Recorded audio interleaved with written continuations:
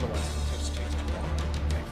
And welcome to ETF Edge, your go-to place for all things exchange-traded funds. I am your host, Bob Pisani, coming to you from the Future Proof Conference on the boardwalk in beautiful Huntington Beach, California, where crypto is one of the major topics of conversation. Let's talk with two of the speakers here today. Rick Edelman, formerly of Edelman Financial Services, now founder of the Digital Assets Council of Financial Professionals, which advises investment professionals on crypto investing, and the author of The Truth About Crypto. Matt Hogan, one of the smartest all-around people in the crypto business, CIO of Bitwise Investments, who also runs the largest crypto index fund. BITW is the symbol. Memorize that, folks. I have. Rick, you have been barnstorming the country, promoting your new book, The Truth About Crypto, and yet it's been a tough summer for the crypto business. Prices down. You know, talk about companies going out of business around there. What's your message to the crypto community right now? Well, it's great to be with you, as always, Bob. And if you're going to do this right, then what's been happening in the past 9 months is totally irrelevant. You know, it's the same thing for stock investors. What do you tell them with the fact that the market's down 20% this year? So what? If you're investing for the next 5, 10 years, this is just an ordinary blip in the marketplace, and you ignore it. Yeah. But there are too many people who bought at a get-rich-quick attitude. They were trying to ride the wave, and, well, there's a difference between a surfer and a sailor. Surfers can, you know, get wiped out, but sailors, they know that the tide is perennial, and they don't worry about it. A difference between a surfer and a sailor. How about that? Folks, that's an Edelmanism, I call it. That's another line I'm going to steal. There's a difference between a surfer and a sailor. Write that down so I can remember it later. Absolutely. Same question for you, though, Matt. Bitcoin's just off a nearly 2-year low. You've said before there are strong forces, positive and negative, impacting the crypto community. Tell us the positive forces, and tell us the negative forces, and tell us who's winning. Yeah, it's a really dynamic moment in the market, Bob. On the positive side, you have huge technological advances. Ethereum, the second largest blockchain in the world, is going through a massive technical upgrade called the Merge that's fundamentally transforming it as an investment. You have a lot of institutional investors coming into the market. You have huge venture capital activity that's funding a lot of entrepreneurs and developers. It's really exciting. And on the flip side, you have Jerome Powell that's smashing all macro assets, and crypto is definitely a risk-on asset. And you have regulatory pressures, particularly some short-term regulatory pressures here in September that could rear their head. And so that's creating this volatile market where crypto is going up and down. It can't quite figure out which way to go. And I think we're probably stuck there at least through September and maybe for a few months. Well, who's going to break the logjam? Is it the regulatory thing that's got to happen? Look, I think we need to clear the regulatory thing. The regulatory thing I talk about, September is the end of the calendar year for the SEC. So you often see big enforcement actions in September. And there's some big names out there that the SEC is rumored to be investigating. So that's a negative headline looming on the horizon. I think once we get past that, though, crypto is setting up for a very strong next cycle. You have huge technological advances. You have increases in scalability. Long-term crypto wins. Short-term, I do worry about those negative headlines. So Gensler gave a speech last week where he talked about saying essentially he made a play. He said the SEC should have a major enforcement role in crypto. He said particularly for tokens. He said for exchanges, for lending platforms, even stable coins. He basically said they're ours. Come in and talk to us. The crypto community seems to prefer the CFTC, though. They hate Gensler now. Why is it that the world likes the CFTC? What is the one? Well, it depends on which part of the crypto community you're talking about. Matt and I spend a lot of time in this entire area, and you've got some who don't want any regulation. They consider Gensler a tougher cop than the CFTC, so naturally they want the CFTC. But the adults in the room recognize that regulation is a good thing. Right now, we have 1% engaging in crypto. You're not going to get the other 99% until they have clarity on what the rules of the road are. They don't really care what the rules are. They just want clarity. So if you want institutional investors to engage, the Wall Street firms, the endowments, the pension funds, we're going to need to have clear rules, regulatory and legislative, to allow them to engage. Right. And the sooner we get that, the better. We're seeing new rules coming out from Treasury, from IRS, from FINRA, from the Fed, and from the SEC and CFTC. We've got over 50 bills in Congress right now that are all going to be weighted and evaluated into the next Congress. And all of this is very, very healthy. It's scaring those who are averse to regs, but it's welcome by the adults in the room, like us, who realize this is how you get broad consumer and investor engagement. So how do you deal with the anarchist community who say, "Oh, we have to well, we don't want much regulation"? The truth is, they don't want any regulation. Actually, you ignore them. They've lost, and they don't know it. And the sooner we get them out of the way, the better. Because this is now an adult business with adult opportunities in the field of global commerce. And the sooner we make this technology of the advances Matt was talking about readily developing now, the sooner everybody will benefit and the greater the investment opportunities and impact on the GDP on a global basis will occur.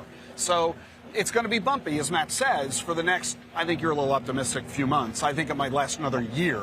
But when we come out of this, by Q1 of 24, we're going to be looking back on 2021 and 2022 as one of the greatest Bitcoin investing opportunities of its life.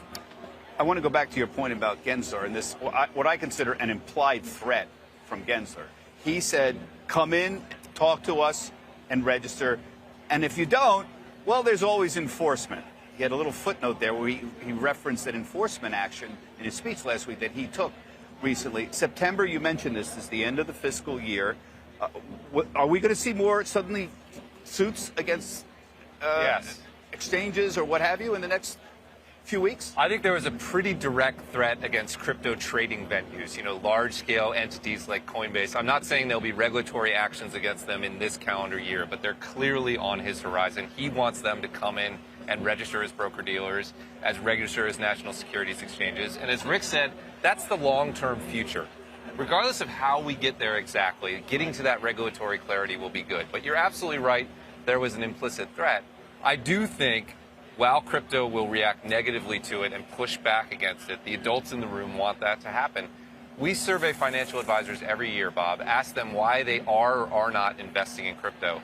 The number one reason they give for not investing is not that it's too volatile, not that it's too hard to value. It's not regulated. It's that it's not regulated. There's no regulatory clarity. Once we solve that, we're going to have a wave of institutional capital movement. What it comes down to is that Waldo Pepper has got to go. So one of the greatest movies of the 70s, The Great Waldo Pepper, with starring Robert Redford. He was a barnstormer in the 19-teens and 20s. And having a great time, showing up in the cornfields of the Midwest and scaring the hell out of people, and some people dying with these air shows with the biplanes. And finally, the Civil Aviation Administration, the prelude to the FAA, stepped in and said, you guys got to knock it off. You're scaring consumers, and we're trying to build an aviation business for the entire country. The barnstormers have got to get out of the way to allow business to occur. Right. So what's the timeline? A year from now, do you think tokens are going to be, a huge number of tokens are going to be registered with the SEC? How does this happen? He's going to scare the hell out of them and start suing people, and they're going to come in and register. I think a year from now, the large entities, the large trading venues will be in the process of registering with the SEC. I think individual tokens, it's a much longer term. It's not clear whether those will be under the SEC or the CFTC or a new entity. That may take new legislation. That's probably a couple of years. But look, this is normal for a disruptive technology. In the early days of the internet, we didn't know whether you applied state sales tax to internet retail sales. This is part of the transition. But I do think in the next year, you'll see those large trading venues begin to move towards registration. And let's keep in mind something that Gensler has said, which I think you and I both agree with. Of the 10 or 20,000 tokens that are out there, the overwhelming majority have no need to exist. They're going to go away in the face of this greater regulatory obligation because they're going to realize if they have to do business that conforms with the regulation, it's too expensive, it's too dangerous for them, and they're going to give up. They're going to lose market share. So we're going to see a radical reduction in the number of coins and tokens available, and that'll be healthy as well. Yeah. And I would just add one last thing that Gensler said, which I think people looked over. He said the vast majority of tokens by number are probably securities, but not necessarily by market capitalization. And that's our view. Many of the largest securities are really decentralized. Bitcoin, extremely decentralized, almost certainly fits into the commodity framework. So I actually think you're going to see a natural division. And most of the large cap assets that Rick and I spent talking about probably live closer to the CFTC. When you say the natural division, what is the natural division? What's going to distinguish something that would come under the purview of the CFTC as a commodity versus a security? Yeah, I think there are lots of rules, and it's a facts Can and you give us a circumstances simple way? case. Because people ask all the time about this. As a general perspective, is it decentralized and managed by a community, or are there individuals that hold undue influence over the direction of that asset or of that token? Is really the primary point of differentiation. Securities laws are in place in part to protect against insiders knowing things that the rest of the community doesn't know. Decentralization is the key. Decentralization is the key, Bob. Okay, and still, we've actually had a whole 15-minute discussion about crypto and haven't mentioned Bitcoin yet. Still, this is amazing. No Bitcoin ETF, and we're not going to have one until what? I don't see a pathway forward on a Bitcoin ETF in the next handful of months. I don't know if it will need a change from a regulatory perspective or just the passage of time, but the short-term outlook is not particularly optimistic. Same view? Yes, although I've been saying that we'll see a Bitcoin ETF within the next 18 months, and I've been saying that for 7 years. You know, people ask me about what I think of the price of Bitcoin all the time, and I tell them I'm completely agnostic on this, on the price. I don't know. But one thing that strikes me as a useful metric is rates of adoption. That seems to be very important. I see BlackRock starting to embrace crypto. Is rate of adoption a good metric to use at this point when more and more people start paying attention or using it or bringing it in? What's a good way to look at the price of Bitcoin? Yeah, I think that the number of people who own, which is measured in wallets very commonly, the number of people who own it is a very good metric, and that number is steadily rising. What's interesting is that despite the fact Bitcoin's down 70% from its high, the number of people who own it is unchanged, which means that those who own it are not fazed by this. They recognize this is just, it happens from time to time in the market, and they're not worried. What I think BlackRock coming in and Schwab coming in reinforces to everyday investors is that Bitcoin's not going away. A few years ago, we might have had a conversation, will Bitcoin matter in the future? I think that's now been settled. That's what those big companies moving in tell you. It's been settled. It's now how big is that future? And the fact that it's Bitcoin that they chose to launch a fund of is a statement that there's Bitcoin and then there's everything else. Ethereum is getting an awful lot of attention, and deservedly so. They're the Coke and Pepsi of crypto. And that's where investors ought to be really focusing their attention, at least new people into the marketplace. They'll be the last man standing, so to speak. If this thing does blow up, they'll blow up last. One thing I don't hear a lot anymore was what excited me originally about decentralized finance is the blockchain in general and its value in reducing friction in any kind of financial transaction, whether you're buying real estate, whether you're buying stocks as a clearing mechanism, or whether you're sending $1,000 to your friend in London. Where are we on that part of it, the really radical disruptive part? I think we're making massive progress. We saw decentralized finance grow up and really work. It even worked through the recent pullback in markets. And you're starting to see things like the DTCC look at blockchain as a way to disrupt the incredibly slow settlement times. You're starting to see congressional hearings about whether we can move derivatives exchanges to a platform that cuts out a huge number of middlemen. I think DeFi will hollow out the middle office of Wall Street within the next 5 to 10 years. I think it's a massive change. This is the technological innovation that is so exciting on a global scale, not just the financial services sector. Salmon fishermen in Norway, Breitling, the big luxury watchmaker, Reggiano Parmigiano, which is one of the biggest cheesemakers in Europe, are all now using blockchain technology to track their product to thwart counterfeits and forgeries. So every industry everywhere, the music industry is using it for song rights and royalties and concert ticket. Everybody's recognizing this technology can help them operate their business faster, cheaper, safer, with greater transparency. And it's revolutionizing how commerce is done on a global scale. Yeah, I wish we heard more about that. We tend to, and this is part of the problem when you're doing finance, we cover the horse race. The horse race is what's going up and down today. And so you put up Bitcoin and you know, that's some kind of representation of the state of the blockchain. It's not. It isn't at all, to me. No. That's what's really exciting, what Rick just described there. 100%. The most important stat in crypto is the number of active developers working in the space. That really speaks to the growth, and that's at an all-time record high today. Despite prices being down, there are more developers working in crypto than ever before. So this is an ETF show, and professionals watch this to figure out what kind of ETFs they want to recommend to their clients. this has been a problem, crypto, for the RIA business. And Rick, you started the Digital Asset Council of Professionals. What's the council trying to do? Are you an advisor to RIAs on how to handle the crypto question? Yes, we teach advisors how to talk about this with their clients, how to build a portfolio that includes a crypto exposure. We show them the companies that are available that they can rely on. Bitwise is the oldest, biggest, one of the best in the business. And I'm an investor, disclosure, of Bitwise and an investor in their funds like BITW. And so advisors recognize that clients are asking, and advisors don't have a lot of training about this. So we offer the certificate in blockchain and digital assets to teach advisors all about this space so that they're as knowledgeable about crypto as they are about stocks. Yeah. This is a wonderful business, it seemed to me, to get into. I talk to RIAs all the time, and I say, what are you doing?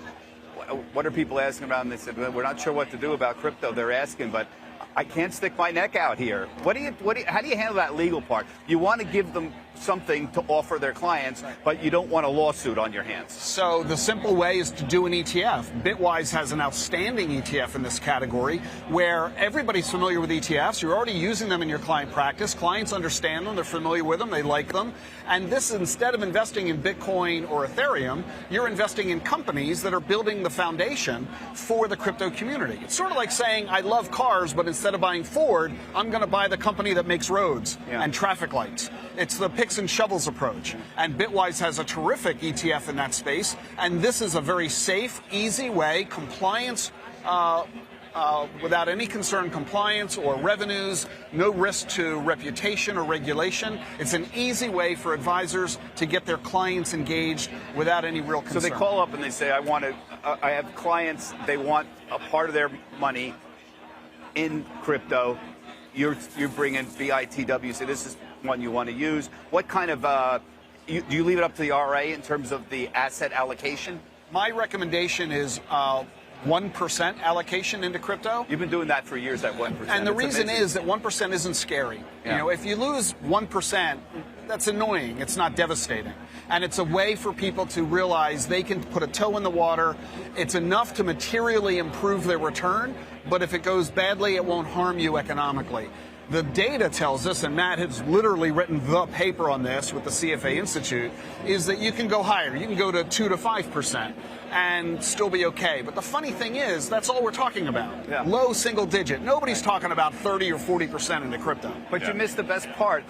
You always used to say if you lose the 1%, it doesn't matter. But the chances of it doubling or tripling and suddenly you have 2 or 3 or 4%, and now it's more significant. That's what I always found appealing about the 1% argument. Right. That's what I thought was interesting. So the RIAs what is the state of the RIA community? Are they befuddled? Is the adoption rates increasing? So the level of interest from educational perspective is higher than ever, and the level of adoption is higher than ever. Bitwise serves over 1,000 financial They haven't been scared clients. by the downturn. They need an answer for their clients who are asking for exposure to crypto. They don't want to stick their neck out, but they can't stick their neck in the sand either. They need to have a solution, and more of them are getting comfortable with crypto.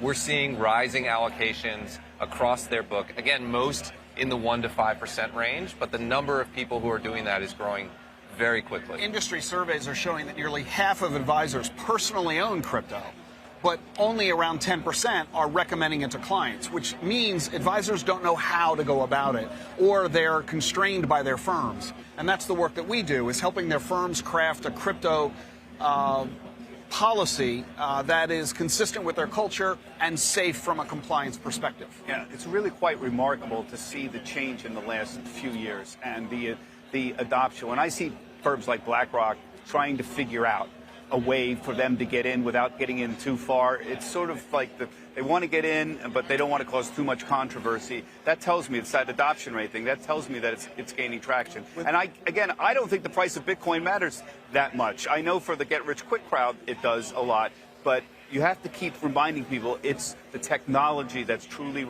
revolutionary, what you talked about, and that's what gets me excited. Technological disruption, financial innovation. Without it, we're all going to be doomed here. Yeah. The world gets better with financial innovation and disruptive technology. It doesn't get worse. And you have to keep reminding people about that. And these are two of the smartest people around. I know this is an ETF Edge show, and we normally put up a lot of ETF tickers and make recommendations about who's buying and selling things. But we have two of the brightest people in the business here, and one of the most interesting innovative conferences that I've been to in a long time. So we went off a little bit, but I think I learned a lot, and I hope you did too. So that does it for this week's ETF Edge. My thanks to Rick and to Matt. And remember, you can see all the shows on our website. That's etfedge.cnbc.com. Every one of them are up, and you can search by topic name. Now, we've asked Rick to stick around for our ETF Edge podcast. He'll tell us a little bit more about the markets and what he thinks is going on the rest of the year. I'll have more ETF interviews coming up on CNBC Pro, including my chat with Perth Toll. She's having a bit of a moment right now. She's the founder of Life and Liberty ETF and has a new idea about how to invest on a global basis. That's coming up a little after 2 p.m. Eastern Time. Thank you for joining us at the Future Proof Conference, and we'll see you soon.